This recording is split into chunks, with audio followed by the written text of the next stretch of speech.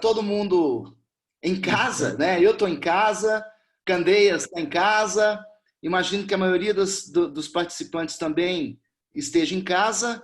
Vai ser uma boa oportunidade que a gente vai ter de explorar essas possibilidades de colaboração e de colaboração à distância mesmo.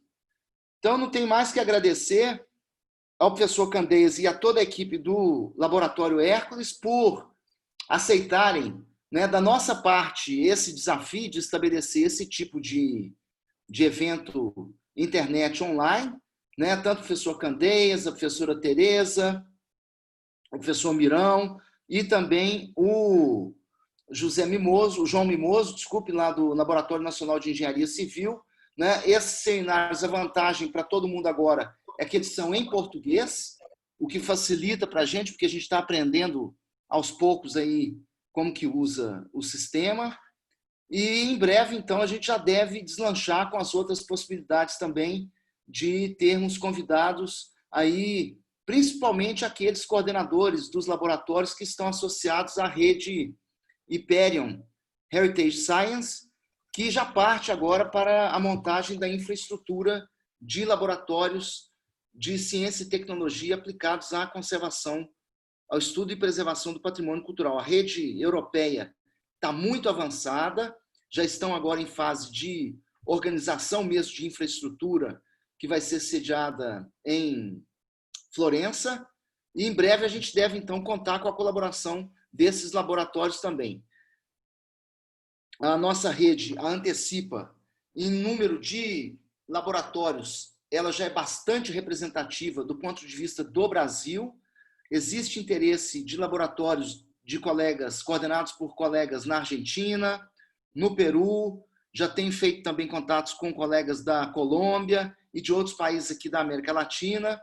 O Instituto Goethe de Conservação também faz parte da Hyperion Heritage Science e deve promover ainda em 2022 um evento juntando as redes europeias e americanas. Aí, americanas, então, já seria a Antecipa, os outros laboratórios dos países Argentina, principalmente Argentina, Peru e Colômbia, e há perspectiva também de laboratórios do Canadá e, que eu saiba também, Smithsonian Institution dos Estados Unidos também já faz parte. Ou seja, em breve a gente está, então, com essa rede internacional de laboratórios. Eu queria esclarecer para aquelas pessoas que não são membros ainda da Antecipa, que é importante que as pessoas se filiem. Nós temos vários custos de inscrição à Antecipa para estudantes, para profissionais, e vai ser importante porque a associação ela tem custos. Nós temos que pagar cartório, nós temos que pagar serviço de contabilidade para nos mantermos legais do ponto de vista de CNPJ. Colegas da museologia, da arquitetura, a da arqueologia é muito importante, a rede de um grupo de trabalho de acervos da Sociedade de Arqueologia Brasileira também tem um interesse muito grande em estar junto com a gente, ou seja, a perspectiva mesmo é de crescermos com essas atividades. São 9h29, eu vou então fechar aqui a minha imagem e já vou passar então a palavra ao professor Antônio Candeias, a quem novamente eu agradeço em nome, né, e agradeço também a toda a equipe do Laboratório Hércules, que são, além de tudo, são pessoas muito amigas, muito solícitas, e também ao Laboratório Nacional de Engenharia Civil, através do professor João Mimoso. Muito obrigado, então, e Candeias, você tem toda a palavra. Um abraço para todos e vamos lá. A quem novamente eu agradeço em nome, né, e agradeço também a toda a equipe do Laboratório Hércules, que são, além de tudo, são pessoas muito amigas, muito solícitas, e também ao Laboratório Nacional de Engenharia Civil, através do professor João Mimoso. Muito obrigado, então, e Candeias, você tem toda a palavra. Um abraço para todos e vamos lá. Então, olá, muito bom dia a todos e todas. Queria, em primeiro lugar, agradecer o convite que nos foi feito pela Antecipa e pelo o professor Luís Sousa, na pessoa do professor Luís Sousa. É para nós, obviamente, um enorme prazer poder contribuir e participar nesta iniciativa da Antecipa, que obviamente desejamos que tenha um imenso futuro.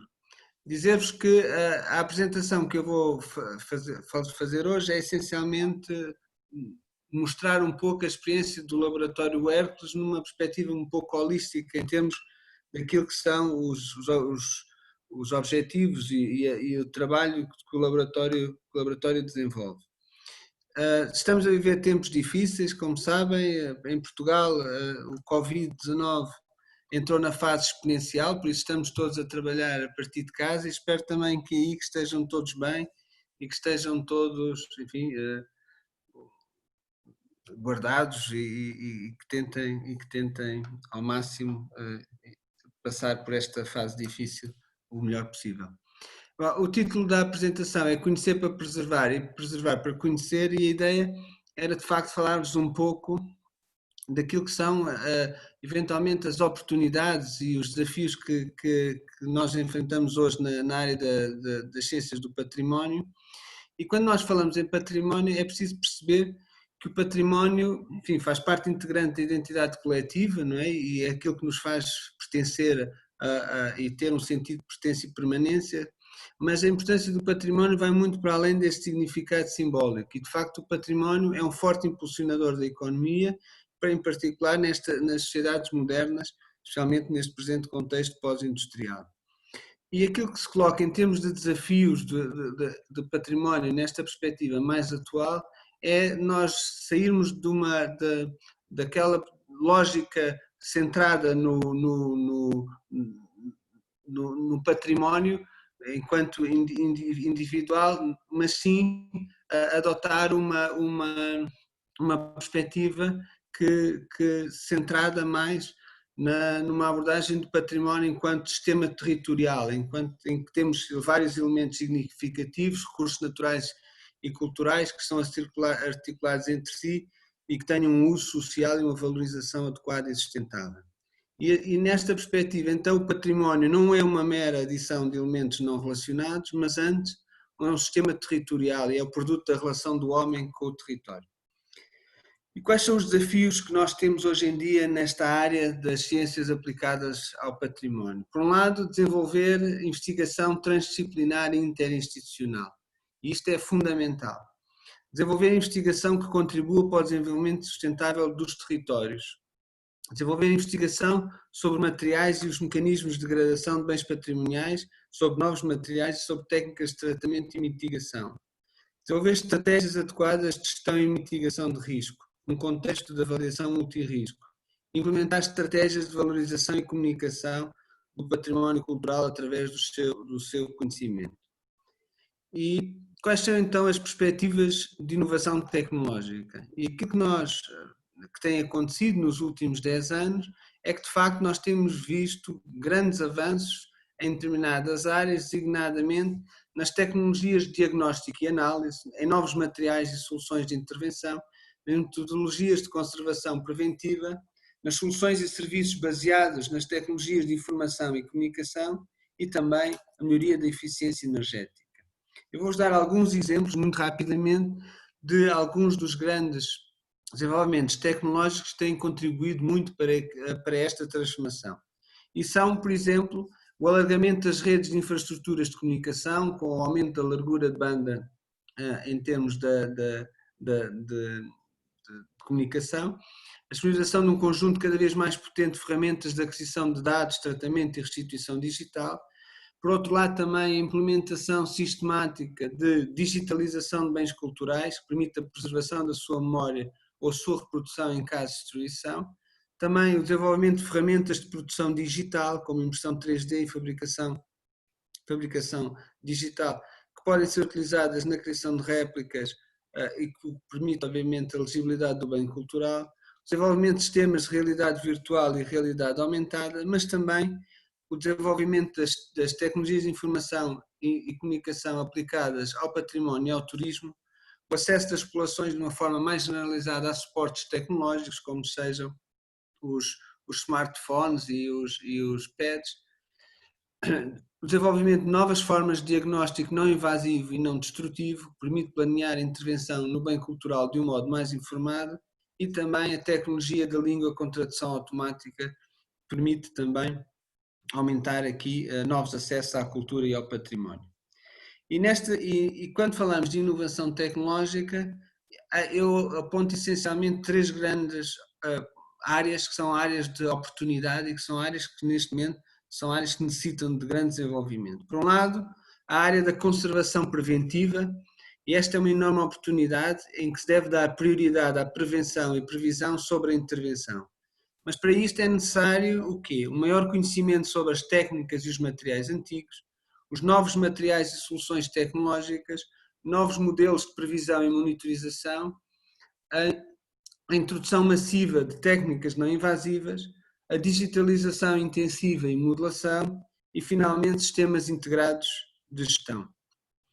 Outra grande área que é importante e que é fundamental é a área da avaliação e prevenção de riscos, para proteger o património cultural dos efeitos dos desastres naturais e das ameaças causadas, quer pela ação humana, incluindo aspectos como o turismo em massa, a poluição, as alterações climáticas, o desenvolvimento insustentável, as áreas de conflito e as catástrofes naturais. Finalmente, uma área que é fundamental para que isto tudo tenha sustentabilidade e futuro é, sem sombra de dúvida, a área da formação e da transferência de conhecimento. E isto deve ser aplicado não só nas profissões tradicionais, que estão gradualmente em abandono, mas também em profissões emergentes na área do património, como sejam, por exemplo, as profissões relacionadas com a transição digital que está neste momento a decorrer. E vou-vos agora falar um pouco do Laboratório Hércules, porque penso que muitos de vós não conhecem o Laboratório Hércules, para também depois introduzir os trabalhos que nós temos desenvolvido. Então, o Laboratório Hércules está na Universidade de Évora, foi fundado em 2009, fez, por isso, o ano passado, 10 anos, e Hércules significa Herança Cultural, Estudos e Salvaguarda. É um acrónimo que define, de facto, a área onde nós trabalhamos. E, na realidade, o Hércules não é mais do que uma infraestrutura dedicada ao estudo, conservação e valorização do património cultural. Bem, e quem é que nós somos no Hércules? Bom, basicamente é uma equipa transdisciplinar constituída neste momento por 31 doutorados, temos 28 alunos de doutoramento e temos 2 técnicos. E do ponto de vista de formações, é de facto uma equipa multidisciplinar. E a abordagem do Hércules, apesar disso, é uma abordagem que tenta integrar as ciências físicas e naturais no estudo de bens patrimoniais. Por isso, a nossa abordagem é sempre uma abordagem de introduzir as áreas das ciências ditas duras, ou ciências físicas e naturais, no estudo de bens patrimoniais. Ou seja, para além da nossa equipa ser de facto uma equipa multidisciplinar, temos pessoas da área da bioquímica, da geologia, da química, da arqueologia, da conservação e restauro, das ciências da conservação e da engenharia de materiais. É importante perceber que nós temos sempre que trabalhar com equipas multidisciplinares. Por isso, os nossos parceiros são, na maioria das vezes, pessoas de áreas como, por exemplo, das áreas da história da arte, da conservação, da arqueologia, e nós tentamos sempre dar algum input, algum contributo para questões que normalmente vêm destas áreas que são complementares à nossa, e por isso, para além da nossa equipa ser interdisciplinar, todos os projetos, ou a maioria dos projetos, se desenvolve em equipas interinstitucionais e transdisciplinares. Dizer também que o laboratório é baseado numa infraestrutura analítica muito forte. Neste momento, o laboratório é constituído por 5 unidades: laboratório de microscopia e microanálise, laboratório de espectrometria de massa, laboratório de cromatografia, laboratório de caracterização de materiais e laboratório de biotecnologia e biodegradação.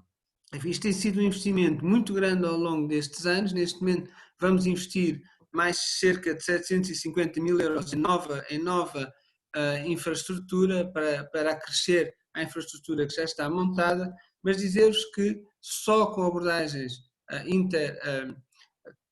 que envolvem diferentes metodologias, só com metodologias multianalíticas, é que nós de facto conseguimos responder à maior parte das questões. para além desta instrumentação analítica e destes laboratórios que temos no Laboratório Hércules, há uma unidade móvel que é fundamental na nossa abordagem. Nós não, na maior parte das vezes, nós não iniciamos qualquer tipo de estudo sem antes haver um estudo através de técnicas não invasivas, que vão desde as técnicas de imagem até às técnicas de análise de ponto, mas obviamente a nossa abordagem passa-se muito, na maioria das vezes, em primeiro uma abordagem não invasiva através da infraestrutura do laboratório móvel e só depois então nós passamos para a fase do laboratório fixo. Onde é que nós estamos? Bom, nós estamos em Portugal, está aqui no centro do mapa, não é o centro do mundo, como às vezes gosto de dizer, mas basicamente estamos a cerca de 6.000 quilómetros do Brasil, mas isso não impede que nós não possamos trabalhar de uma forma muito estreita e muito íntima com todos vós, e é isso precisamente que nós pretendemos. Bem, o laboratório está na cidade de Évora, por isso convido a todos para virem à cidade de Évora, não nestas circunstâncias atuais, mas obviamente estão todos convidados a vir ao laboratório, que já agora Évora é Património Mundial da Humanidade, é uma cidade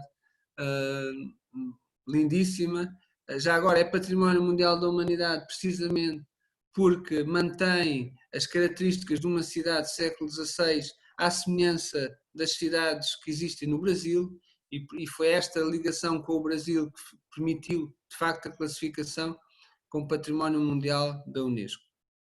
Como é que o laboratório funciona? Basicamente dizer que nós trabalhamos essencialmente em 4 grandes áreas, e estas 4 grandes áreas, obviamente, que têm ligações umas com as outras. Mas para dizer que temos abordagens arqueométricas para o estudo do passado, ciências para as artes, ciências para a conservação do património e novos materiais e soluções para o património. No caso das abordagens arqueométricas para o estudo do passado, aquilo que se realiza são essencialmente estudos que permitam dar resposta às questões-chave na área da arqueologia, como seja proveniências, tecnologias de produção e do conhecimento sobre os comportamentos socioeconómicos das civilizações passadas. Vou-vos dizer alguns estudos, como por exemplo, nós estudamos paleodietas, estudamos as tecnologias de produção das civilizações do passado, estudamos mobilidade, e isto tudo através de técnicas analíticas de alta resolução ou através de análise de elementos traços ou de análises isotópicas. Uma outra área muito importante é a ciência para as artes, onde aqui se desenvolvem estudos colaborativos, normalmente na área da história da arte ou da arquitetura, onde se integra a dimensão material para explorar as técnicas de produção artística e as técnicas de produção tradicional. A outra área extremamente importante e aqui com uma forte ligação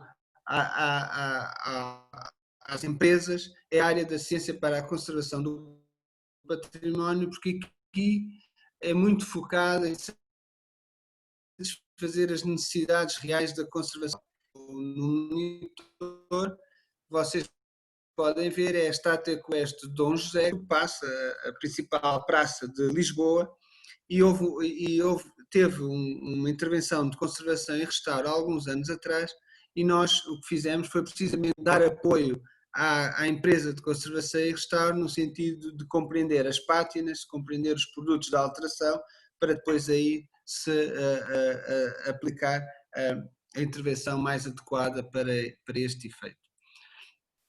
Finalmente, a quarta linha de investigação é uma linha muito focada em inovação e desenvolvimento. É uma área onde nós pretendemos e estamos a desenvolver e criar novos produtos, quer baseados na biotecnologia, quer baseados na área dos materiais e novos materiais e nanomateriais.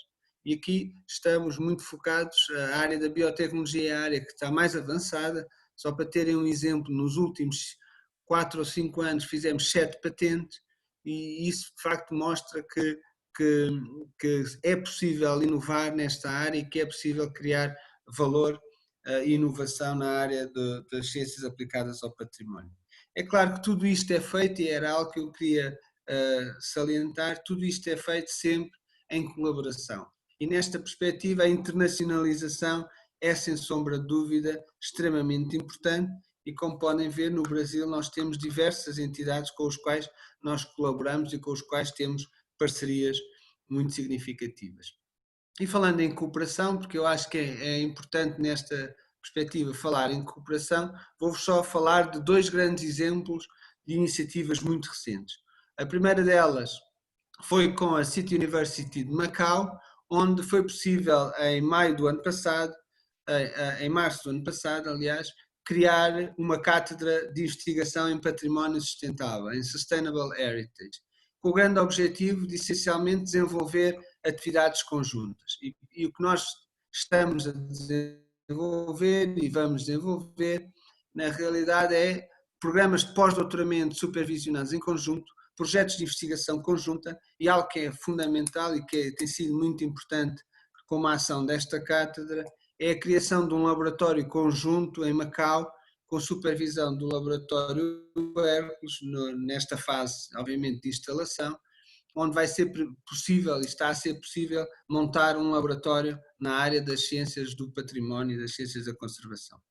É claro que, tal como o professor Luís Sousa falou há pouco, nós estamos integrados na infraestrutura europeia em ciências do património. O laboratório Hércules coordena uma das 50 infraestruturas que fazem parte do roteiro nacional de infraestruturas de interesse estratégico. Ou seja, Portugal, assim como os restantes países europeus, definiram roteiros nacionais de infraestruturas que se consideram estratégicas nas várias áreas e a infraestrutura ERIS-PT foi aquela que ganhou e que integrou este roteiro nacional. E esta infraestrutura não é mais do que um consórcio, isso é uma infraestrutura distribuída que tira partido das valências das 3 instituições e são elas o Laboratório Nacional de Engenharia Civil, que é o Laboratório Nacional do Estado na área da Engenharia Civil, o Laboratório José de Figueiredo, que é o Laboratório Central do Estado, do Ministério da Cultura, na área dos bens móveis dos bens móveis e património artístico, e, por outro lado, o Laboratório Hércules, que é uma unidade de investigação. E como é que nós funcionamos? Basicamente, o racional que estava por trás desta infraestrutura é uma infraestrutura que permite tirar partido dos recursos destes parceiros e que é uma infraestrutura aberta a investigadores, instituições públicas e empresas privadas. E aqui o nosso objetivo é desenvolver e apoiar a investigação em património cultural, participar no espaço de investigação europeia, desenvolver metodologias e projetos de conservação de referência e apoiar programas de pós-graduação e formação técnica. O que é que nós temos oferecido? As infraestruturas analíticas, o conhecimento complementar dos nossos investigadores, o conhecimento que temos, as bases de dados documentais que nós temos e, por outro lado, a vasta experiência em educação avançada e técnica. Vou só mostrar como é que isto tudo começou. Nós iniciámos a atividade em 2017, tivemos financiamento que permitiu reforçar as infraestruturas dos parceiros, essencialmente o Laboratório Nacional de Engenharia Civil e do Laboratório José de Figueiredo, e permitiu a contratação de recursos humanos. E desde então temos aberto candidaturas que permitem acesso dos investigadores à plataforma móvel e ao laboratório fixo da infraestrutura ERIS-PT. Só para terem uma noção, estas são as candidaturas que nós tivemos em 2018-2019, por isso agora vamos abrir as candidaturas para 2020 e, como podem ver, temos tido bastantes acessos e tem sido uma experiência muito, muito interessante e vamos agora abrir a terceira call, agora já em 2020. É claro, como eu disse, esta infraestrutura ERIS.pt é a plataforma portuguesa da infraestrutura europeia e, de facto, aquilo que eu vos queria salientar é que neste momento está a ser montada a infraestrutura europeia em ciências do património, o coordenador é o Luca Pesati, que integrou o ESFRI ou seja, o European Strategy Forum of Research Infrastructures, em março de 2017 e estamos neste momento a criar o consórcio europeu para permitir a criação desta infraestrutura. Esta infraestrutura ERIS vai ser uma infraestrutura pan-europeia, distribuída por diversos países e já conta, e isto é fundamental, já conta com diversas colaborações e parcerias internacionais, onde se encontra, obviamente, a Antecipa como uma das colaborações âncora neste projeto europeu. Dizer-vos que esta infraestrutura europeia irá funcionar essencialmente em 4 grandes linhas, ou seja, em 4 grandes plataformas. O ArchLab, que dá acesso a bases de dados, o DigiLab, que é para a concentração e a disponibilização de informação através de uma plataforma digital, o FixLab, que é o acesso às infraestruturas fixas, normalmente de grande e média dimensão, e o MOLAB, que são os laboratórios móveis desta infraestrutura. Pronto. E agora queria-vos falar um pouco num dos pilares que eu acho que é fundamental, que é a formação. E neste caso da formação avançada na área das ciências do património e da arqueometria, eu vou-vos falar apenas de 2 experiências que nós temos tido no Laboratório Hércules, que é uma delas é um mestrado europeu, um Erasmus Mundus, em Ciência de Materiais Arqueológicos, é um mestrado em que a Universidade de Évora coordena e participa a Universidade de Sapienza e a Universidade de Salónica, e o que eu vos queria demonstrar é que a maior parte das bolsas que são fornecidas pela União Europeia são para alunos fora da Europa. E nós temos tido, de facto, e vocês vou-vos mostrar agora, de facto, uma grande aceitação de alunos do Brasil também, mas de todo o mundo. Só para vos dizer que entre 2013 e 2018 nós tivemos 141 teses de mestrado a serem discutidas, ainda não incluí os dados de 2019, mas, e aqui mostro-vos a dispersão dos alunos, quer em termos geográficos, quer em termos de género. Como podem ver, temos alunos distribuídos por todo o mundo e, enfim, e com igualdade de género. Também vou-vos mostrar que, apesar das instituições que fazem parte do consórcio serem as 3 que eu vos falei há pouco, é obviamente que isto tudo se faz em parceria com outras instituições, e aqui estão várias instituições que têm, de um modo geral, participado nesta rede e neste mestrado europeu em Ciência de Materiais Arqueológicos. Recentemente também nós ganhamos uma Innovative Training Network, uma Marie Curie, que é um doutoramento europeu em Ciência de Materiais Culturais e Arqueológicos. Aqui o consórcio é um consórcio mais amplo e tivemos 13 contratos e podem ver, temos neste momento 13 teses de doutoramento, e os alunos, como podem ver, são todos, ou na sua maioria, são de fora da Europa. As teses que estão a ser desenvolvidas também são teses muito variadas, desde estudos artísticos até estudos em arqueometria e desenvolvimento de novas tecnologias.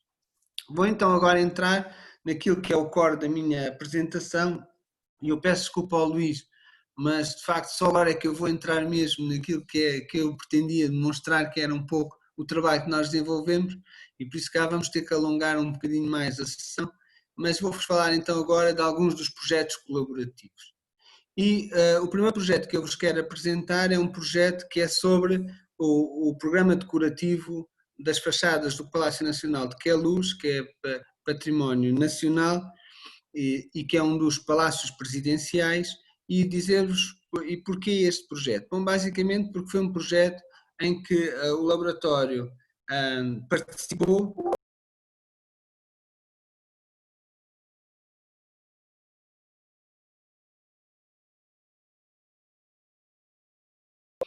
e que teve um grande impacto do ponto de vista...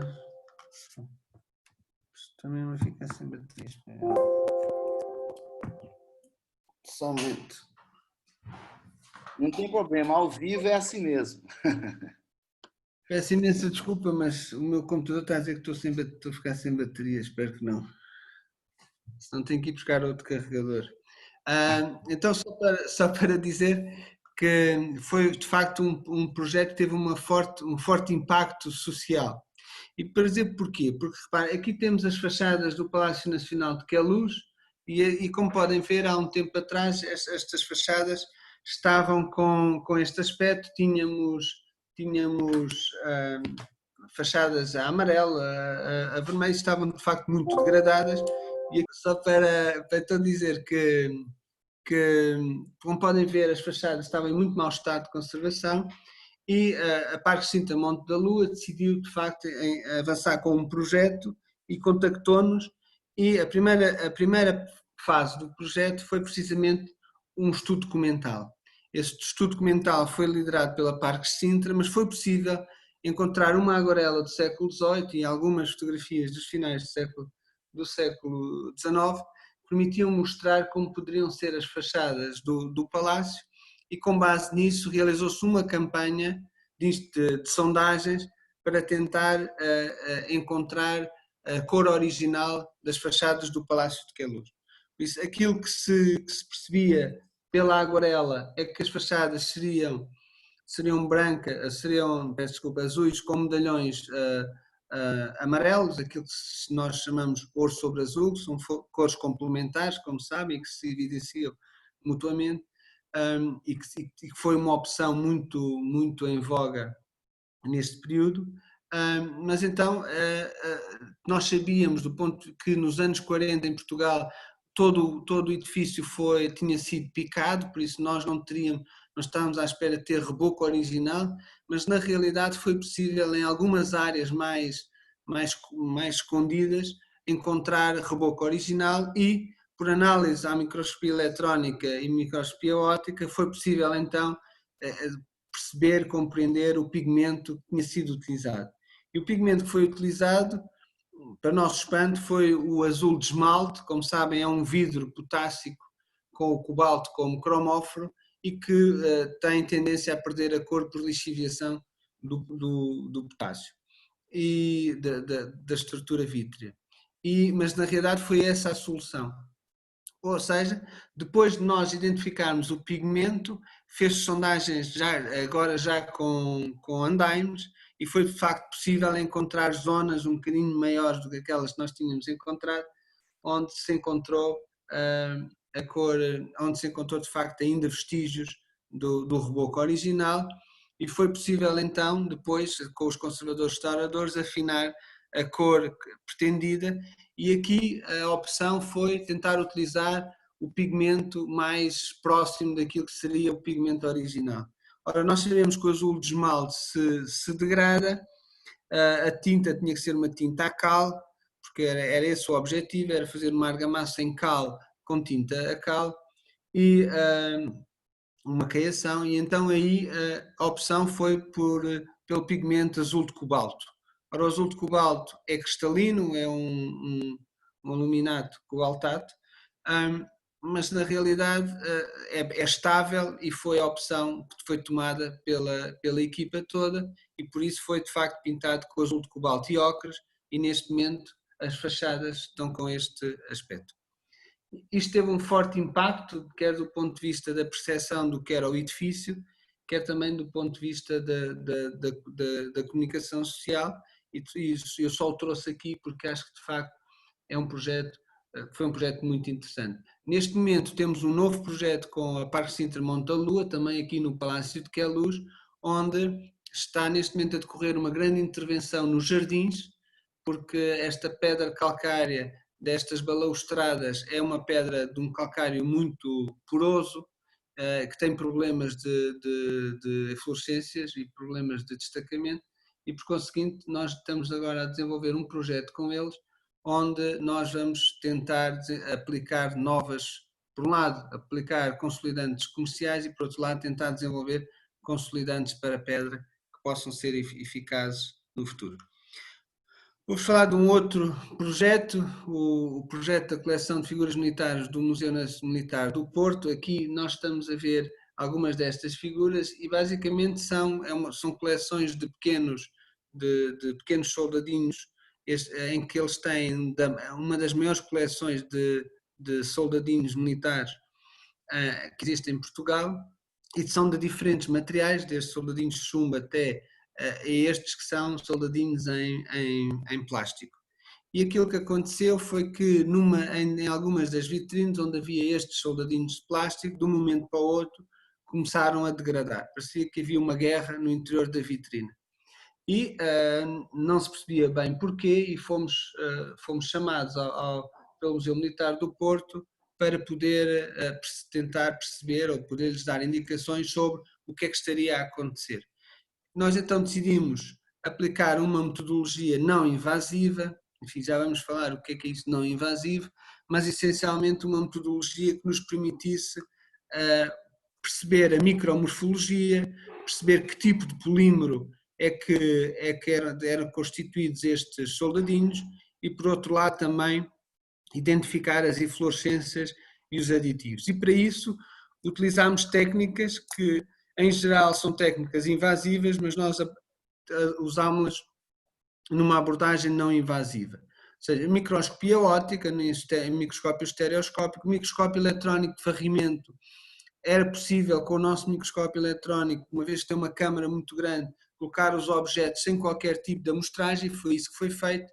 Utilizámos um espectrômetro de infravermelho portátil, também com ATR, onde apenas há o encosto ao objeto, não há recolha de amostras, e utilizámos a microdifração de raio-x também para identificar as inflorescências salinas diretamente através do microdifratómetro de raio-x, sem recolha de amostra.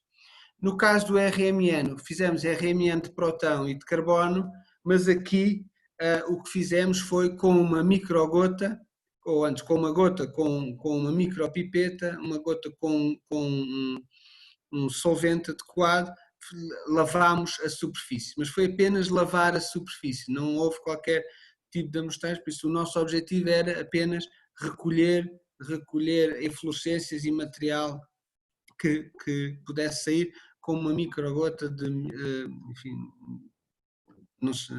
microlitros. Podem ver a micromorfologia, tínhamos cristais aciculares. No caso do espectrômetro de infravermelho foi muito importante porque nos permitiu identificar o polímero como acetato de celulose e isto levou-nos imediatamente à razão pelo qual estava a degradar desta forma. Na realidade, o que estava a acontecer é que o acetato de celulose estava-se a degradar, libertando ácido acético e criando uma reação autocatalítica e por isso uma reação em cadeia.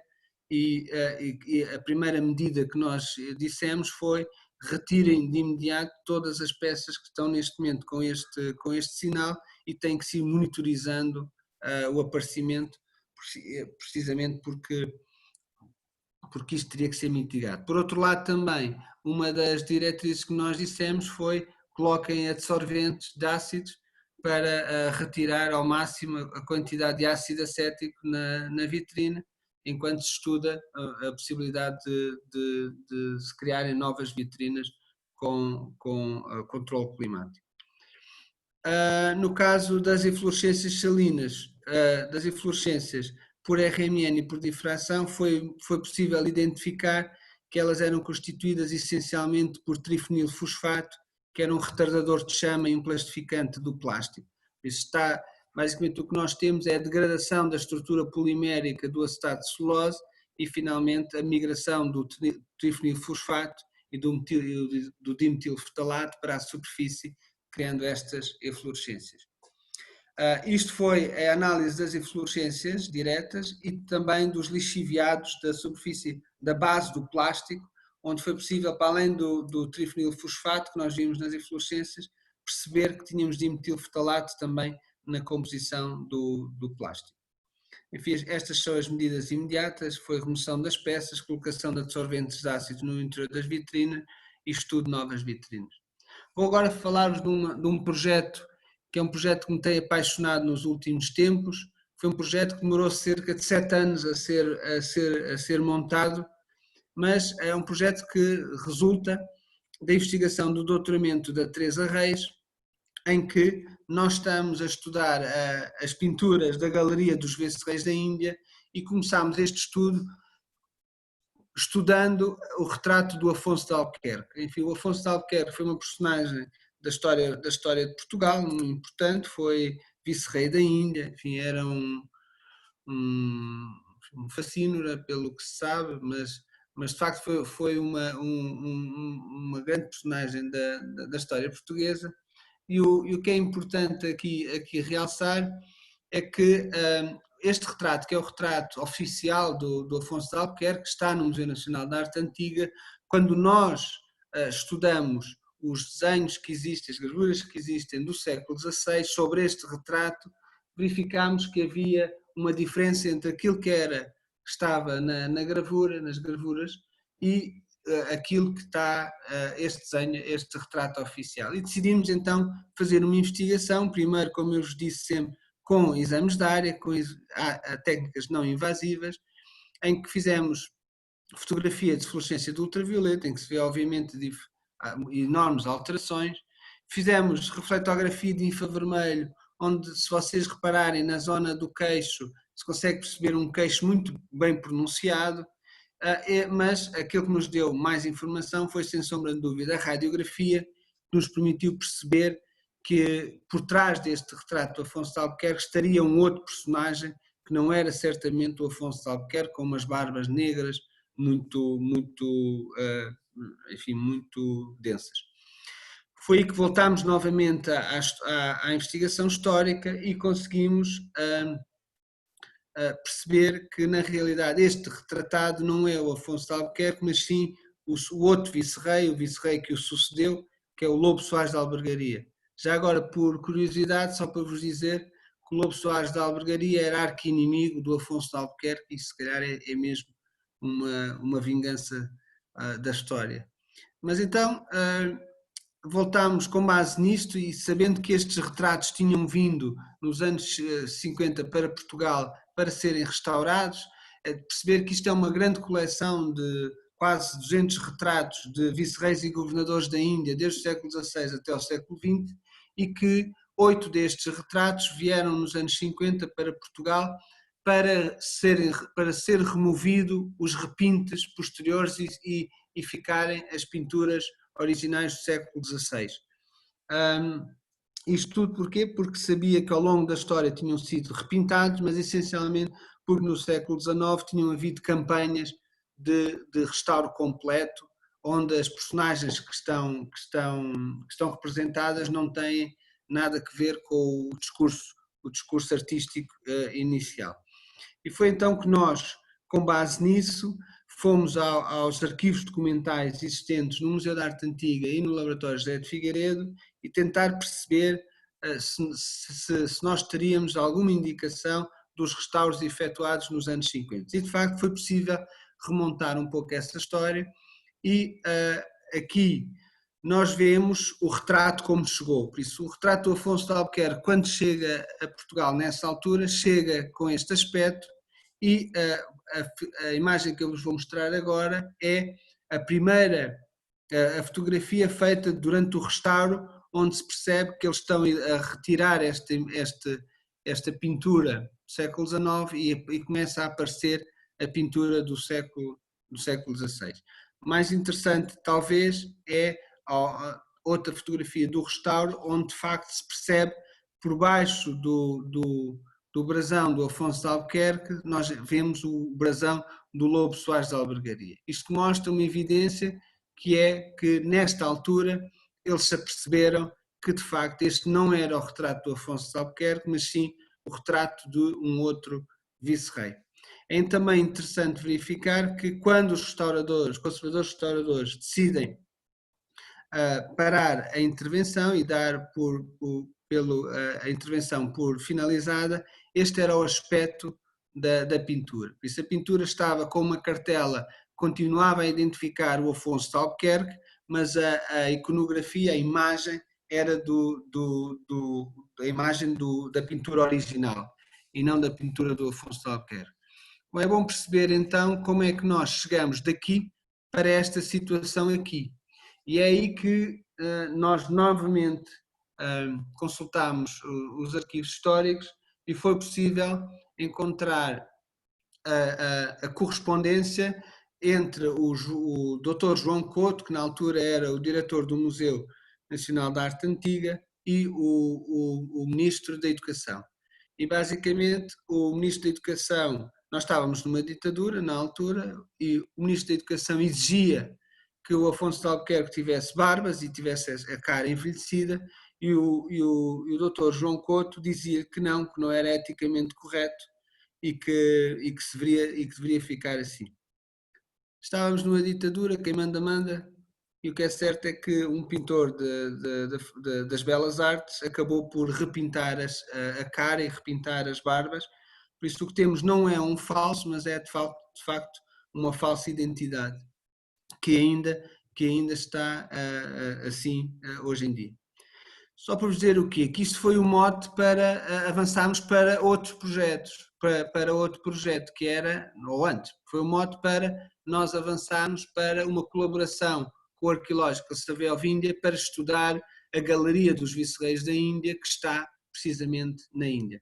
Só para vos dizer que destas 8 pinturas que vieram para Portugal nos anos 50, elas tinham regressado a Goa e só 3 é que permaneceram em Portugal e só 3 é que estão em Portugal. Por isso as restantes estavam em Goa e a maior parte delas não tinham sofrido intervenção de conservação e restauro, e foi então que ao longo de 7 anos nós andámos em negociações com o Arqueológico de Savel Víndia para de facto se montar um projeto que permitisse estudar as pinturas que estão na Galeria dos Vice-Reis da Índia.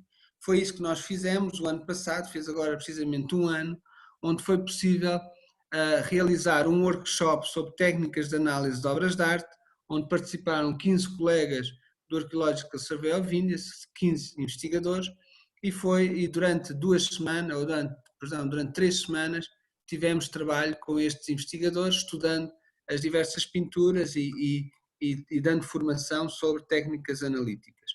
Aqui temos alguns dos momentos da intervenção e vou-vos só mostrar aqui alguns dos resultados. Esta é uma das pinturas, Matias de Albuquerque, e o mais interessante aqui é quando nós fazemos a radiografia, nós conseguimos perceber que por baixo dos inúmeros repintes que ele tem e que de certa forma tornaram a pintura, enfim, muito menos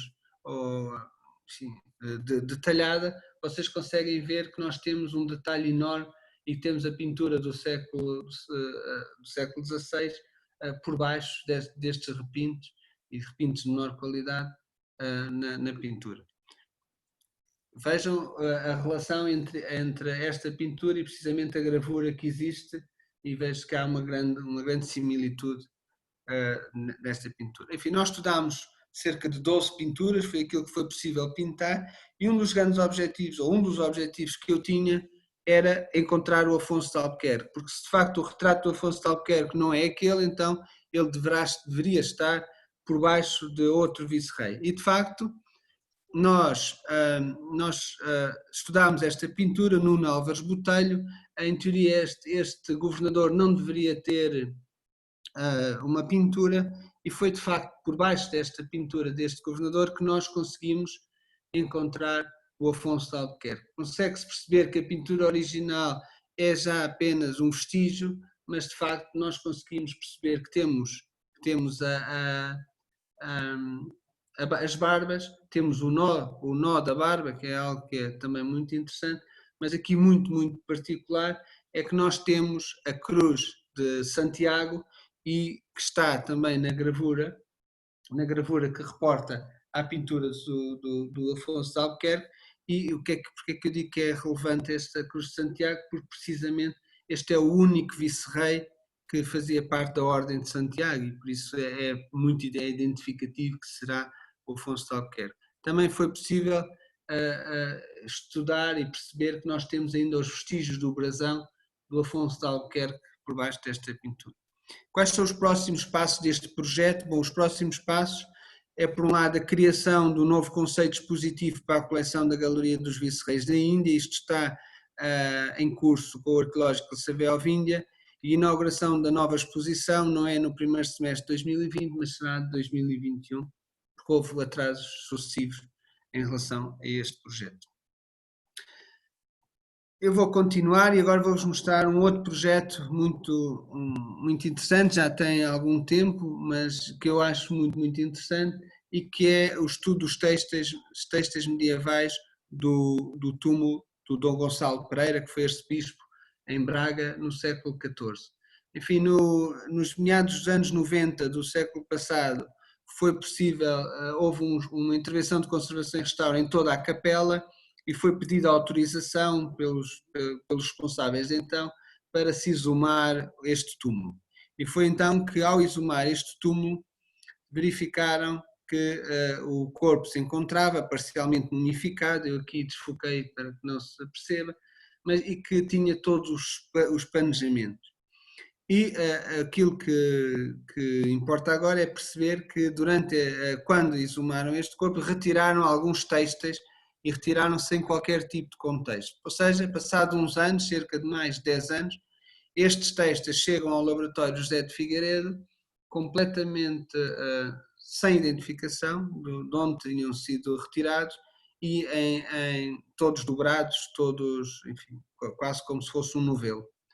E foi então que nós, ao estudar estes textos, são textos do século XIV, são muito raros, nós decidimos, por um lado, iniciar a documentação através da classificação e da identificação dos vários tipos de fragmentos e eu vou, por isso tínhamos desde tafetás, bordados, sarjas, lampaços, e eu vou focar apenas nos lampaços, porque eu acho que são textos, enfim, incríveis. Estes textos são essencialmente textos em seda, bordados a fita de couro com ouro.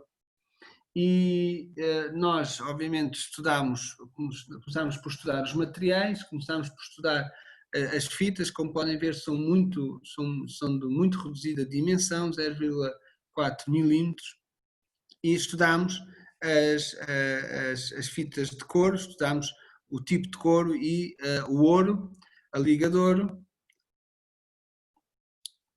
Como podem ver, nas zonas pretas é onde nós já não temos ouro, consegue-se ainda ver alguns vestígios de ouro ainda no couro. E quais eram os principais problemas de degradação? Por um lado, os corantes, como podem ver, o têxtil não tem praticamente cor, há uma alteração cromática completa. Não há, as fibras são frágeis e ressequidas e a lâmina de couro, a pele estava muito escurecida, quebradiça e só pontualmente é que nós tínhamos ouro. Para além disto, nós também tínhamos evidência de diversos tipos de sais, calcite, gesso, cloreto de sódio, halite, silicatos, enfim, e uma série de outros sais. Enfim, tínhamos também ataque biológico, desde um casulo de um lepidóptero até, que é a traça, enfim, até evidências de degradação por micro-organismos. O tratamento de conservação começou numa primeira fase por planificação, foi um processo que demorou alguns meses até se conseguir planificar os têxteis e depois foi feita microaspiração usando uma rede e um microvácuo. Podemos ver o antes e depois de ter sido restaurado. Sim. Podemos ver aqui a orelha do lampaço ao tafetá e também algo muito interessante que é o botão. Encontramos o botão do punho da camisa do vice-rei. Do ponto de vista analítico, nós, apesar estes textos não têm cor, foi possível, por extração, identificar que o corante, que a seda teria sido tingida com garanza. A garanza é um corante que, dependendo do mordente, pode ser vermelho ou pode ser mais violeta, mais púrpura, e aqui podemos ver o punho da dita camisa em lampaço e a fase seguinte foi tentar perceber o motivo, tentar perceber o bordado. Com a fotografia do ultravioleta nós conseguimos de facto começar a verificar como é que seria o bordado e depois havia uma peça que estava completa de orla a orla e que, com base nessa peça e com base na observação com fotografia ultravioleta e com estereomicroscópio, foi possível reconstituir o motivo, e o motivo é constituído por uma pinha. Eu vou voltar atrás, desculpem, vou voltar atrás. É constituído por um cisne, por um leão, por uma pinha e por um outro motivo vegetalista. E cria todo o padrão do lampasso.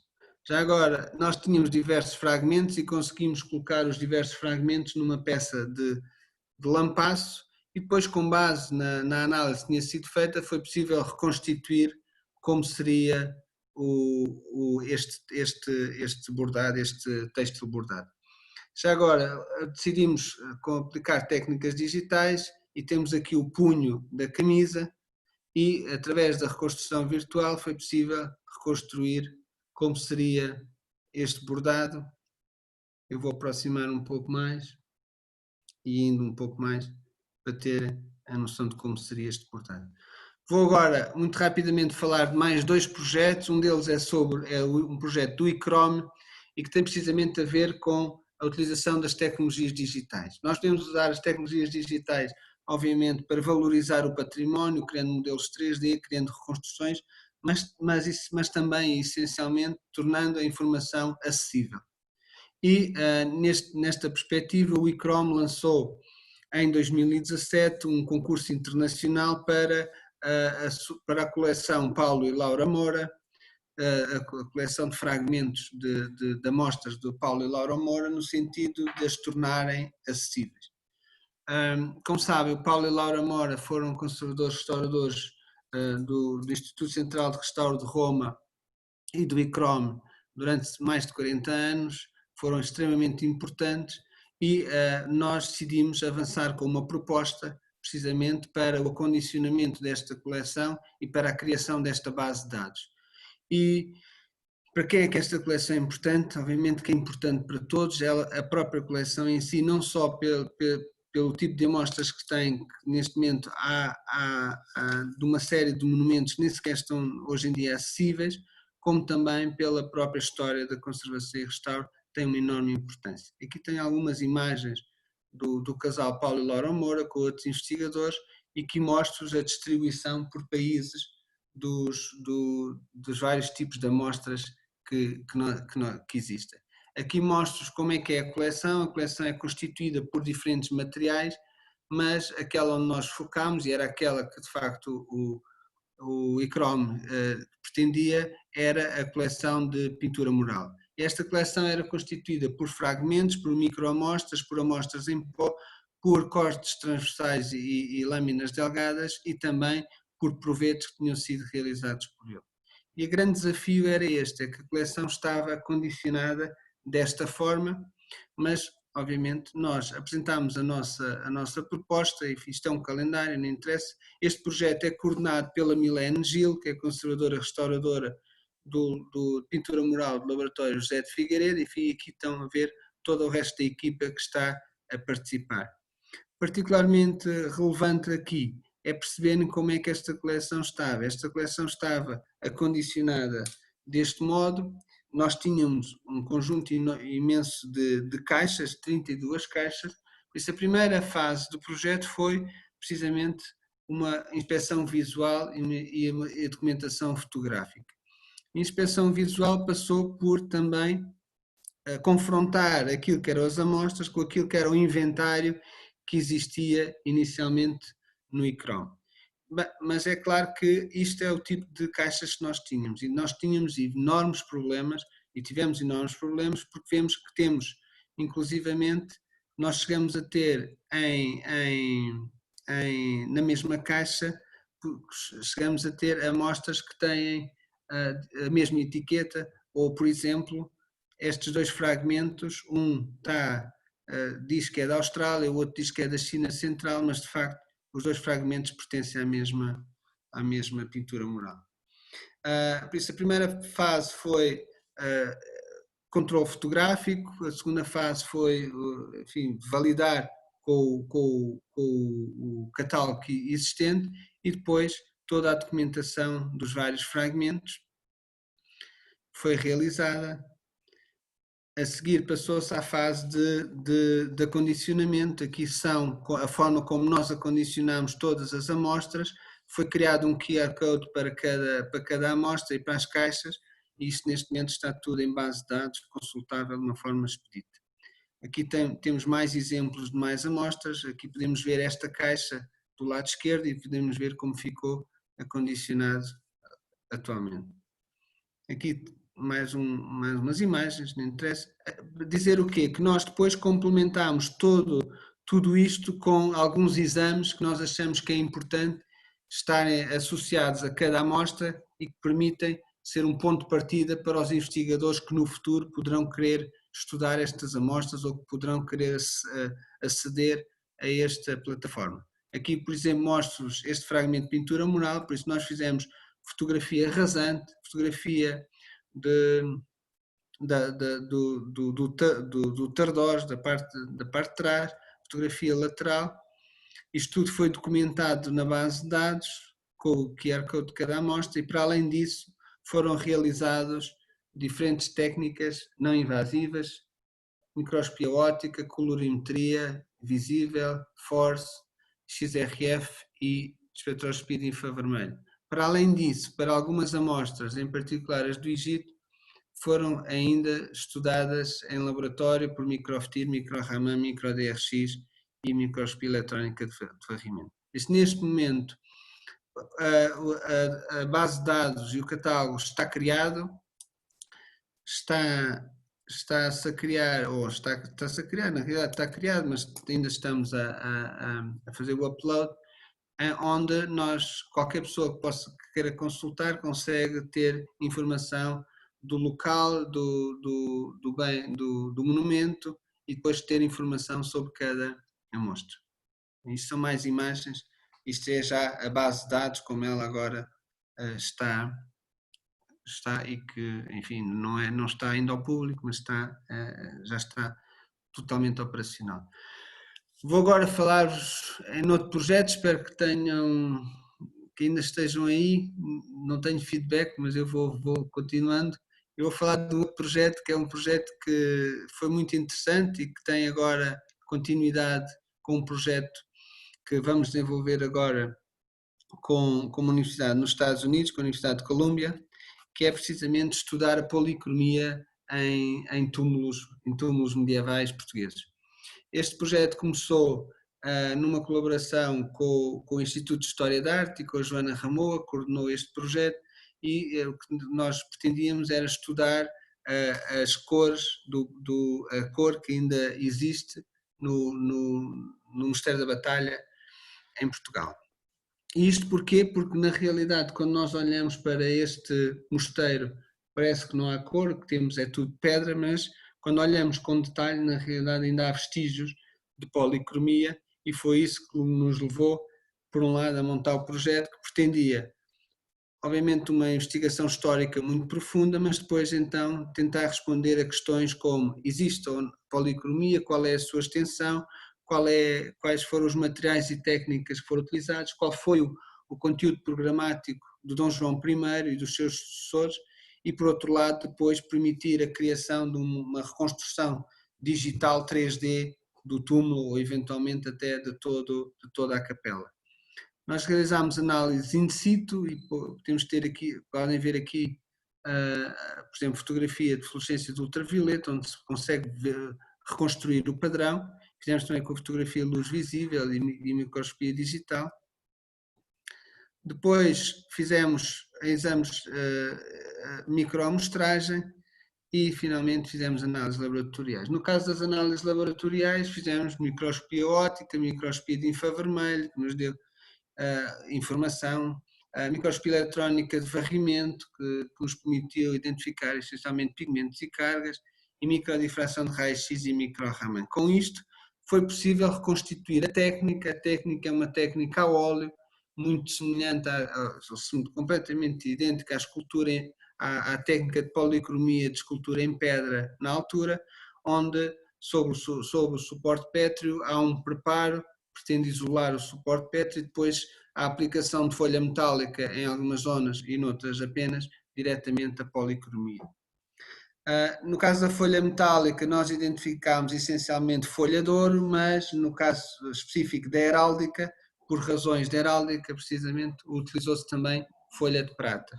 No caso dos pigmentos os pigmentos utilizados foram a azurite, o vermelhão, o amarelo de chumbo estanho e a malaquite e o carvão vegetal.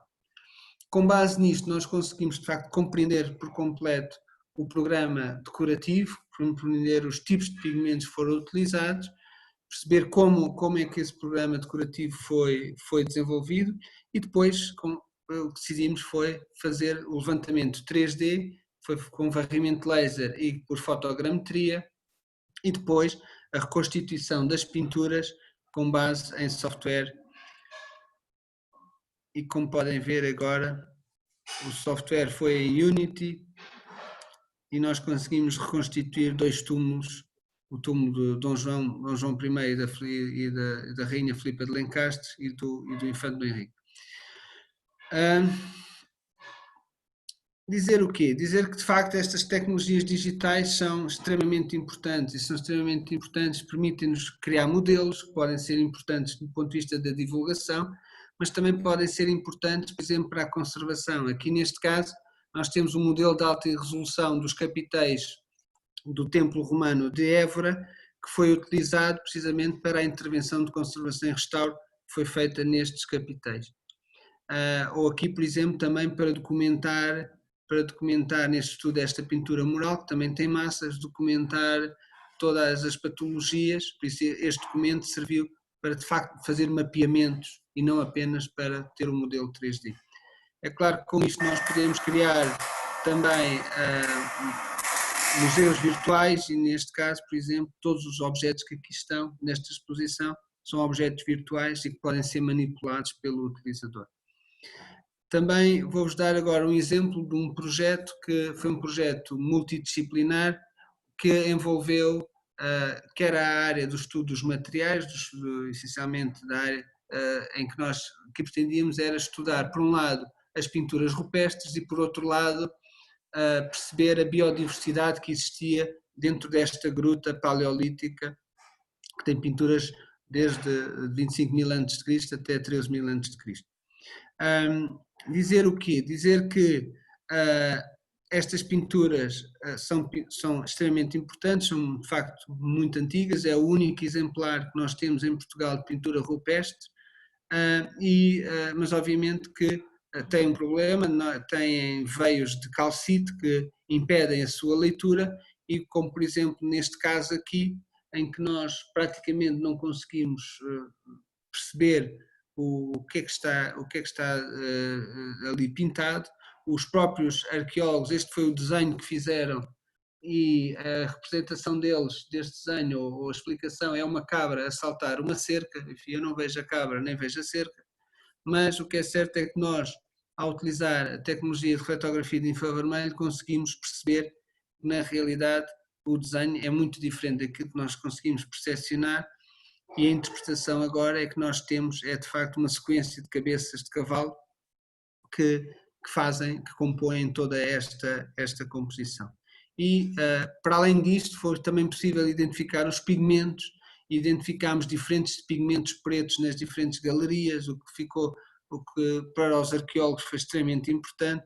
Também identificámos diferentes pigmentos ocres vermelhos, que também mostra diferentes tipos de tecnologias aplicadas por estes homens do período paleolítico. Vou acabar com um projeto que é um projeto que eu neste momento coordeno e que é um projeto onde estamos a estudar as pinturas do Edvard Munch, em particular uns desenhos do Edvard Munch de grandes dimensões e que sofrem grandes problemas de eflorescências salinas e destacamentos. Podem ver aqui do lado direito esses problemas, consegue-se perceber perfeitamente o que está a acontecer e o objetivo deste projeto era, por um lado, compreender os materiais utilizados pelo Munch, tentar compreender que tipo de sais é que se estão a formar, tentar perceber o mecanismo de formação destes sais e, finalmente, com base nisso, tentar desenvolver metodologias que permitam estabilizar estas pinturas. Por isso, o que nós temos feito e fizemos foi estudar os materiais de pintura do Munch e estas pinturas do Munch, e isso neste momento está praticamente terminado. Nós estamos neste momento a produzir os mock-ups, a produzir os provetos com base nos materiais que identificamos e na técnica do Munch, e vamos iniciar agora a fase de envelhecimento acelerado. E isto porquê? Porque aquilo que nós percebemos é que o Munch, estas pinturas estiveram num barracão ao ar livre, em Oslo, numa altura, e por isso sofrendo todas as intempéries, gelo, degelo, e também na altura Oslo era uma cidade extremamente poluída pela queima do carvão. E de facto, aquilo que nós verificamos é que os sais que se formam são essencialmente sulfatos, precisamente da interação com este meio ambiente. Estamos a desenvolver técnicas moleculares para perceber o mecanismo de formação e o objetivo final é, obviamente, fazer os testes de novos produtos que podem incluir diferentes soluções, desde géis até soluções de éteres carbono. Enfim, aqui temos uma outra tarefa e vou-vos mostrar só alguns exemplos do trabalho que está a ser desenvolvido. Aqui é a campanha já no Museu Munch, em Oslo. Aqui temos alguns exemplos das análises que temos realizadas por fluorescência de raio-x bidimensional, microscopia eletrónica, microscopia de infravermelho, microdifração de raio-x, mas dizemos então que talvez o mais importante daqui é perceber os resultados. E os resultados é que nós temos que os pigmentos são pigmentos essencialmente do início do século XX, amarelo de crómio, verde de crómio, óxidos de chumbo, branco de chumbo, azul da Prússia, branco de titânio, vermelhão, branco de zinco. Temos algumas cargas. Agora, o mais interessante foi verificar que, na realidade, os ligantes, o que nós temos é cera na área em que os desenhos foram feitos com pastel, com lápis de cera, e temos caseína. E aqui o relevante no meio disto tudo era os sais, né? Que na realidade os sais são sulfatos de magnésio hidratados, hepta e hexhidratados. Ora, se o sulfato nós conseguimos explicar de uma forma relativamente fácil porque é que lá estão, da poluição do meio ambiente, já o magnésio é um pouco estranho, uma vez que o magnésio não consta dos materiais de pintura. E aí tentámos perceber de onde é que poderiam vir estes sais. Conjuntamente com isto havia uma questão que era, estes sais apareciam nas telas, não só nas zonas onde havia pintura, mas também nas zonas onde não havia pintura. E isto fez-nos pensar que eventualmente o problema estaria na caseína. E de facto aquilo que foi possível foi que nós verificámos, felizmente havia 2 garrafas de caseína ainda do Munch e nós fomos analisar aquele precipitado que vocês veem aí na garrafa e de facto os resultados foram muito interessantes. E porquê é que nos lembramos da caseína? Porque se vocês se recordarem, a caseína, não é, que é a proteína do leite, na realidade quando se aplica, não se aplica como caseína, mas como um caseinato de cálcio, não é? E o caseinato de cálcio é feito fazendo a reação da caseína com cal, com hidróxido de cálcio.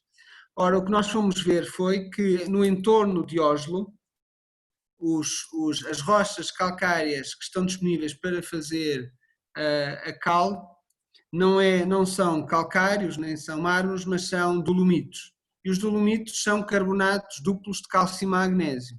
Ora, se nós conseguíssemos descobrir que de facto a caseína que foi utilizada pelo Munch tem magnésio, juntamente com cálcio, então nós podemos ter aqui a razão pelo qual se formam estes sulfatos de magnésio. E de facto nós conseguimos retirar uma microamostra da garrafa de caseína do Munch e aqui é apenas um pequeno resultado por microscopia eletrónica de varrimento, onde vocês vão ver que de facto o primeiro precipitado, o que precipita primeiro é o magnésio e depois então precipita o cálcio. Ou seja, a caseína utilizada pelo Munch de facto era uma caseína com magnésio e daí muito possivelmente haver a fonte de magnésio que nos estava a escapar pelos materiais originais. Dizer-vos ainda outra coisa que foi, nós conseguimos recolher através de uma zaragatoa estéril, recolher os micro-organismos da superfície desta pintura. e através de metagenómica foi possível compreender os diferentes micro-organismos que estavam presentes. Em particular, estava presente uma bactéria que foi possível isolar e conseguimos fazer o genoma completo dessa bactéria e com base no genoma completo dessa bactéria foi possível identificar que esta bactéria tem um gene que permite degradar proteína ou caseína na presença de magnésio.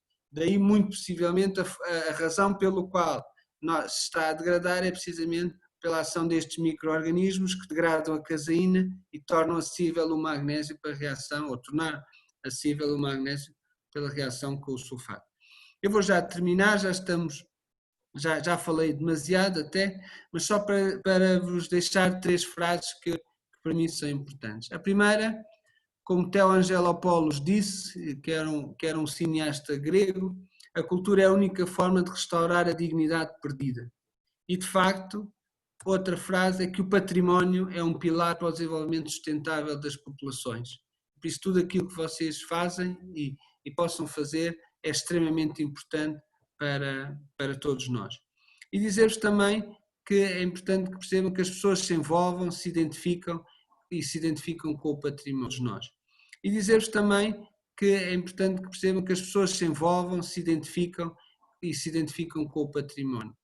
Mesmo os investigadores, por exemplo, aqui tenho 3 investigadoras que estavam a realizar um trabalho no museu na Madeira e após uma semana de trabalho já estavam parecidas com os próprios de nós. E dizer-vos também que é importante que percebam que as pessoas se envolvam, se identificam com o património. Mesmo os investigadores, por exemplo, aqui tenho 3 investigadoras que estavam a realizar um trabalho no museu na Madeira e após uma semana de trabalho já estavam parecidas com as próprias esculturas. E aqui sou eu, quando acabámos o projeto do retábulo do Funchal, após 1 ano e meio de projeto. Muito obrigado pela vossa atenção. Pronto, Luís, já está. Candeias, vou bater palma aqui por todos. E agradeço muito pela colaboração, né, pelo empenho. Nós estamos com o espaço de chat aberto e temos ainda algum tempo. Então, nós estamos com 140 participantes. Então, a gente já está recebendo congratulações, excelente, maravilhosa apresentação. Agora, eu queria saber se algum dos participantes, antes que eu faça alguns comentários, tem alguma pergunta. A professora Carla, da Física, está dando os parabéns também. Lúcia. Se vocês tiverem alguma pergunta, algum comentário, alguns dos membros membros da Antecipa. Bom, eu vou então colocar aqui, o Tiago lá de Curitiba está dando os parabéns também, Tiago lá de Floripa, desculpem. Tem uma pergunta se o vídeo vai ser disponibilizado. Vai ser sim disponibilizado. E o Guilherme está pedindo, Candeias, referências bibliográficas. E aí, se você mandar para nós, depois eu posso disponibilizar para o grupo que participou. Tá bem? Muito bem, posso. Bom, então eu estou lendo aqui as perguntas à medida que elas estão subindo, mas a maioria delas são... gostaria de saber experiências com acervos que passaram por... Espera aí, só um minutinho. Gostaria de saber experiências com acervos que passaram por incêndio ou processos extremos de degradação. Se você tem alguma experiência. Incêndio, não. Não, tenho. Peço desculpa. Nós uma vez fizemos um estudo para a polícia, porque houve um incêndio num convento em Portugal, há uns anos atrás, onde uma pintura da Josefa de Óbidos foi destruída. E a polícia veio ter connosco no sentido de se analisar os resíduos do incêndio e perceber se de facto a pintura tinha sido destruída ou não, ou se tinha sido o criminoso. E então nós analisámos os vestígios e foi possível de facto compreender que a pintura tinha sido destruída. Nós tínhamos uma série de materiais de pintura e tínhamos os produtos de alteração, isso até depois publicámos um artigo e tudo sobre esse estudo. Mas de resto não temos tido grande experiência. Aliás, eu quando estive no Rio de Janeiro tive a oportunidade de visitar o Museu Nacional e de falar com as pessoas responsáveis, mas obviamente que isso é algo que pode ser desenvolvido e que pode ser muito interessante e muito complexo, como é óbvio, não é? Sim, bom, com respeito à questão de incêndios, a gente aqui, nós temos mantido alguma comunicação com as equipes lá do Museu Nacional, entretanto ainda não atuamos efetivamente, mas tem a Neuvânia, que é química lá, que a gente está em contato com a perspectiva de conseguir um equipamento, um espectrômetro de raio-x portátil, que vai facilitar a triagem, né, desses materiais que foram danificados. Novamente a pergunta sobre as referências, especificamente sobre os trabalhos com têxteis, e aí depois, se me disponibilizando o material, eu tenho como deixar na página do laboratório e mandar por e-mails também. Tá bem. Bom, seguimos então com... vocês também estão desenvolvendo técnicas analíticas? É o Pedro de Campos, do Instituto de Física, lá da USP, de São Paulo, querendo saber se há desenvolvimento de técnicas analíticas também. Não, o que temos desenvolvido é protocolos de análise e na área da bio. Aí sim estamos a desenvolver kits para identificação de micro-organismos, em que o objetivo é criar um kit low cost para identificação de micro-organismos através de sondas de DNA. Mas isso é o que a Teresa vai falar depois no próximo. É ótimo essa pergunta, porque ela já leva para a apresentação da professora Teresa, que vai falar exatamente sobre esse tema. E é um tema muito importante para nós aqui, principalmente dadas as condições ambientais que a gente tem aqui nas diversas regiões do Brasil. Tem uma outra pergunta aqui? Sim? Não, está a dizer que em termos técnicos é essencialmente a otimização, é o que nós temos essencialmente feito, a otimização de protocolos e integração de diferentes técnicas, não temos desenvolvido técnicas. Muito bem. Tem uma pergunta aqui sobre... Peraí, gente, está passando depressa demais. Gostaria de saber sobre o estudo das pinturas de Eduard Munch. Quais as soluções para a reaglutinação dos pigmentos e se a salvaguarda dos extratos foram satisfatórias? Sim. Bom, em relação às pinturas do Munch, ainda não chegamos lá. Mas nós estamos na fase onde acabamos de estudar os materiais de pintura, estamos na fase dos mock-ups e do envelhecimento, e entretanto os colegas da área da orgânica é que estão neste momento a começar a equacionar soluções que possam permitir fazer a estabilização, mas para já ainda não temos nenhum resultado, nem temos, enfim, não começámos essa tarefa do projeto. É um projeto de 3 anos, acabámos neste momento o primeiro ano, e essa tarefa é uma tarefa para mais daqui a 6 meses é que vamos começar a tarefa. Bom, tem uma pergunta aqui que é muito interessante. Eu estou vendo só o primeiro nome da pessoa, Rosiana, não sei se é Rosiana. Gostaria que ele explanasse um pouco sobre as coletas de microamostras de telas em exposição, que estejam em boas condições, ao menos no aspecto visual. Ou seja, a velha questão de retirada de amostras. Né? Isso é uma questão que nos leva a outra palestra. Mas isso obviamente é sempre extremamente complexo, a recolha de microamostras. Nós recolhemos sempre com agulha a microamostra e tentamos retirar sempre de áreas de lacuna ou de áreas laterais. Nem sempre é possível, mas obviamente que qualquer amostragem é feita sempre com o conhecimento prévio do responsável pelo bem patrimonial e com o acordo e o acompanhamento dos mesmos e com os conservadores restauradores. Por isso não se faz qualquer recolha sem estes requisitos de base. Por outro lado, obviamente que nós tentamos ao máximo recolher o mínimo da amostra possível para responder às respostas que se pretende ter.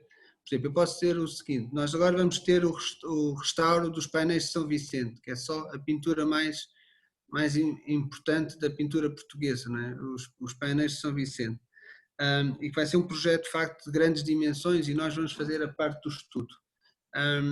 Como houve um doutoramento há uns anos atrás, onde foram recolhidas amostras, neste momento eu nem sequer estou a equacionar recolher novas amostras, não é? Só se for mesmo muito necessário. Por isso vamos essencialmente abordar as técnicas não invasivas, vou aplicar o XRF bidimensional aqui, vamos com outras técnicas, mas à partida não vejo razão para que não se consiga, com o mapeamento que foi feito no doutoramento anterior, poder ter informação que agora se pretende para a intervenção e para a compreensão do retábulo. Muito bem, tem uma pergunta aqui, mas é sobre remoção de manchas negras de fungos, então nós vamos deixar para a próxima apresentação da professora Ana Tereza. É melhor porque eu costumo dizer que eu sou químico inorgânico. Mais que 10 carbono é Twilight Zone para mim. Tem uma pergunta bem específica, professor Candeias, gostaria de saber se o senhor possui experiência com a degradação da pirita e ou da marcacita.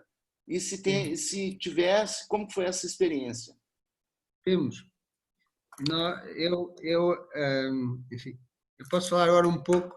Eu tive um projeto há uns anos atrás, antes de trabalhar em património, que era precisamente para estudar os processos de oxidação de minas abandonadas. Ou seja, era um projeto para geoquímica e remediação de minas abandonadas. E nós estudámos imenso, eu e o José Mirão, a alteração da pirite e da calcopirite e os diversos produtos de oxidação. Eu até posso enviar uns artigos, se eu tiver a referência dessa pessoa, eu posso enviar uma série de artigos sobre a questão da pirite, das pirites, ou dos sulfuretos polimetálicos, por assim dizer. Já agora, por exemplo, nós descobrimos, ou pelo menos estudámos recentemente, que um dos problemas de degradação de alguns calcários, que têm elevado valor comercial, que são os calcários azuis, é precisamente pela oxidação da pirite que existe nestes calcários e que depois provoca a descoloração da pedra e isso provoca depois problemas enormes para a substituição da mesma. Mas essa pergunta eu posso falar depois com a pessoa, talvez seja mais interessante. Essa pergunta foi da Esther Nascimento e aí eu coloco em contato. Tá bem. Bom, vamos continuar aqui com mais algumas. Professor, a respeito da surpresa causada pela identificação do pigmento azul de esmalte, pergunto, por que a surpresa e, se possível, gostaria de entender melhor sobre a degradação mais acelerada que ele sofre? Não, quer dizer, não é propriamente surpresa, nós sabemos que o esmalte foi utilizado nesse período, não é? A questão é que o esmalte é um pigmento, o pigmento de esmalte é um pigmento que se altera imenso por ação da água. É o único pigmento que é um vidro, não é? Todos os outros pigmentos são cristalinos e o facto de ter uma estrutura amorfa vítrea torna-o muito mais suscetível à degradação. E em particular porque tem o potássio é o ião que foi utilizado para baixar a temperatura de fusão, não é? A temperatura de fusão da sílica no vidro. E o potássio é muito móvel, é mais móvel que o sódio. O sódio tem uma esfera de hidratação maior que a do potássio, por isso apresenta menos mobilidade que o potássio. E o que acontece de facto é que nestes vidros potássicos, o potássio lixivia, não é? Lixivia para a superfície e provoca uma alteração de coordenação do cobalto no vidro. E ao provocar essa alteração do cobalto no vidro, muda de cor, não é? Passa de azul para um cinzento.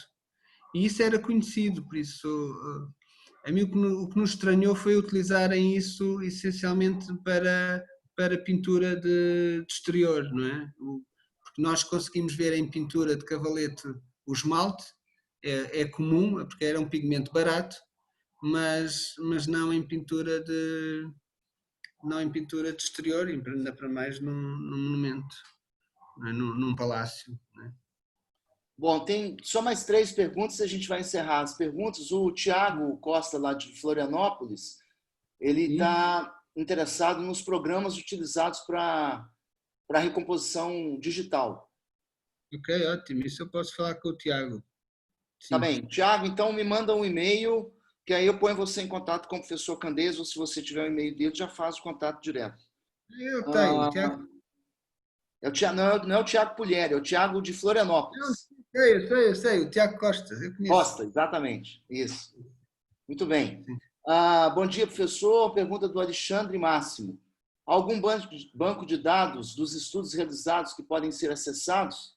Sei da existência do DB Heritage, porém Isso, não sei se há algum outro. era. Mas era isso que eu. Sim, o DB Heritage é o projeto que está relacionado com o património arquitetónico, do qual nós fazemos parte, e de facto estamos a montar a base de dados com resultados, projetos, artigos na área do património arquitetónico. Neste momento, há um projeto em curso no Hércules, que eu espero que venha a ser financiado, cujo objetivo é precisamente isso, é poder fazer a integração de todos os estudos que já foram realizados, e eu queria muito fazer isso também pelo ERIS, pela infraestrutura do Roteiro Nacional. Por isso, é estar atento, porque em breve é um dos nossos grandes objetivos, é esse, é tornar acessível todos os estudos que foram realizados. Inclusivamente os exames, não é só estudos como é exames. Por exemplo, eu para pintura quero mesmo que avance durante este ano o projeto que vai congregar tudo o que seja estudos em pintura já realizados. Estou? Deixei de ouvir, Luís. A última pergunta, ela é bem relacionada à questão de base de dados. Professor Candeias, em relação ao projeto do ICROM, a base de dados dos objetos inventariados com QR Code tem acesso disponível ao público em geral ou é destinada somente aos profissionais de conservação e restauro para fins de pesquisa? Existe alguma referência onde o processo de construção da base de dados seja explanado? É assim, para já a base de dados ainda não está pública, não é? Vai ficar pública no ICROM e vai ficar pública no ERIS. O objetivo é que a base de dados fique mesmo pública, fique completamente acessível. Depois o acesso aos diferentes campos é que eventualmente será por registro, ou seja, a base de dados vai ter uma componente que será para o público em geral, mas depois haverá acessos restritos mas eu não estou muito a par disso. Eu isso teria que falar com o Milene, porque entretanto este projeto este projeto que era um projeto de um ano, neste momento já foi reforçado com mais um ano, com outras tarefas. Isso é um projeto que tem tido continuidade, precisamente tem corrido muito bem, e agora alargou-se o âmbito do estudo deste projeto. Mas o grande objetivo é que a base de dados esteja acessível para os investigadores, obviamente, mas eventualmente para toda a comunidade. Muito bem. Tem só mais uma da Patrícia Naval, mas é que ela vai também estar interessada nas informações sobre o tratamento digital. Mas assim que a gente fizer o contato, eu posso repassar para ela da mesma forma como que para o Tiago. Bom, eu tenho alguns comentários gerais. É muito interessante a apresentação. Peraí, deixa eu só mudar aqui. Quando você falou sobre os soldadinhos, é que Sim. nós passamos por um caso semelhante aqui no Brasil, no Museu do Oratório, que acabou resultando aí na dissertação de mestrado e depois no trabalho de doutoramento do Tiago Pullieri, que nós estudamos umas peças em chumbo. São esculturas policromadas em chumbo, ao invés de ser em madeira, que sofreram muito com as tintas que foram aplicadas nas estruturas das vitrinas lá do Museu do Oratório. Então, esse trabalho foi bem semelhante, a tipologia dos poluentes aqui foi diferente, porque lá a gente tinha muito também aldeídos e outros poluentes, mas isso aí gerou vários estudos e foi um caso bastante interessante e bem semelhante ao que vocês trabalharam aí. Com respeito aos retratos, né, a gente tem aqui na coleção da UFMG uma obra que é do acervo do Assis de Chateaubriand, que é uma Nossa Senhora com um índio, e ela, então, é uma peça que reflete uma situação já bem né, do Novo Mundo. A Nossa Senhora ela é bem mulata, o índio está ajoelhado para ela, mas quando nós fizemos uma radiografia, apareceu uma Madonna do século XVII, uma Madonna flamenga. Então, a gente está com essa obra aqui, Candês. Ela está, assim, em ponto de bala, como a gente diz aqui em Minas, aguardando para a gente ver se trabalha junto para a gente poder ver o que tem lá por trás dela, porque, obviamente, não vai dar para tirar o que está por cima. E tem também alguns casos aqui que eu prefiro não comentar agora, de alguns retratos que apareceram para nós aqui, inclusive um da Escola de Medicina, que gerou muita indagação para nós aqui. A questão das coleções de amostras é fundamental que a gente trabalhe e discuta mais sobre elas. A gente tem aí vários ateliês de restauro espalhados pelo Brasil, laboratórios nas universidades, laboratórios em museus, profissionais que atuam em museus. Cada um faz o tratamento das suas amostras de alguma forma, mas sempre é diferente um do outro. Os bancos de dados não falam um com o outro.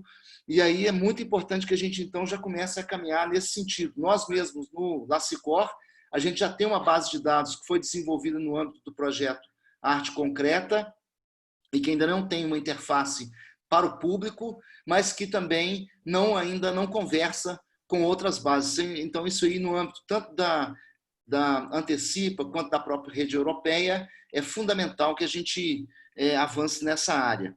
E, finalmente, sobre o MUND, né, os problemas que vocês estão estudando, principalmente pelos slides que você mostrou, tenho a Fundação Iberê Camargo, lá no Rio Grande do Sul. O acervo do Iberê Camargo, as pinturas que estão armazenadas lá, têm problemas bastante semelhantes e ainda é um caso a ser estudado. Então, são 11h01, nós tivemos um total de 142 participantes. O chat dessa apresentação vai ser gravado. A apresentação também está sendo gravada, vai ser editada e vai ser disponibilizada na conta do Google, do Laboratório de Ciências da Conservação e também com referência e disponível na Antecipa. Eu queria agradecer a todos pela paciência e por essa primeira meia hora que a gente ficou tentando ainda acertar. Agradecer o professor Candês também pela disponibilidade e por essa meia hora também. Pode deixar com a professora Tereza, isso já vai estar resolvido. Agradeço também a professora Carla Balzuete, que me ajudou muito nessa organização, principalmente a Glenda Mello, aluna de doutorado, que não mediu esforços e tempo para que isso desse certo. Agradeço também a todos os colegas do LACICOR e aos colegas da Antecipa. E em breve, dia 2 de março, a gente tem uma nova, 2 de abril, a gente tem uma apresentação da professora Ana Tereza. Nós vamos fazer uma enquete novamente junto aos inscritos, porque é muito importante que a gente tenha essa caracterização dos alunos dos cursos de graduação no Brasil. Universidade Federal de Minas Gerais, Universidade Federal de Pelotas, Federal do Rio de Janeiro, Federal do Pará. E aí nós vamos incluir, com certeza, os IFs, o IFMG, a FAOP, que também tem cursos nessa área, e é um grande exercício que a gente está fazendo. Muito obrigado a todos. Nós temos também o pessoal da nossa rede de ciências forenses e os colegas da Polícia Federal, os peritos, assistindo. Você sabe, Candês, que a gente tem um longo trabalho de colaboração aí à frente. Então, agradeço a todos e vou, então, encerrar, né, para a apresentação. Candês, muito obrigado. Obrigado a todos. Deus. Um abraço para todos. Candês, a gente volta a se falar em breve.